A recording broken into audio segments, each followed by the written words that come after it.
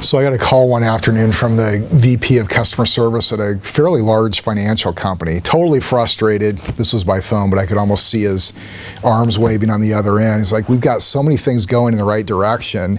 We're just missing it too often in our service delivery. We're seeing that on customer satisfaction surveys and other frustrations that are bubbling to the surface. So I went in, and after looking around and talking to a number of other executives and those delivering service, we came up with 4 things. And he was right, they were doing a lot of things really well. It's just some tuning that needed to happen here and there.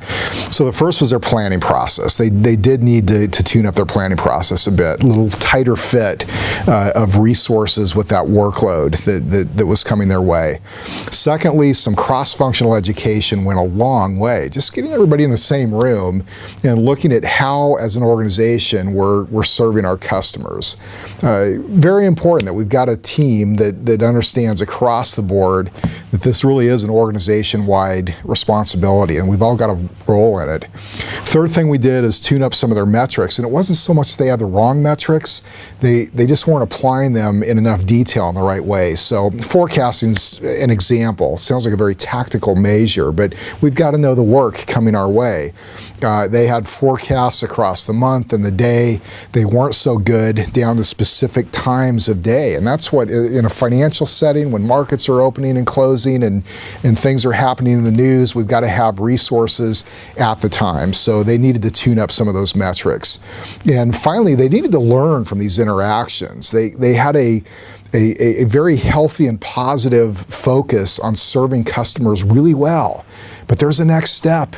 What are we learning from them? What are those little nuggets that are being handed to us that we can use, nuggets of gold that we can use to improve our products and services and processes? So really revisiting that whole issue, and how do we really capture and leverage the incredible intelligence that we're picking up from these interactions.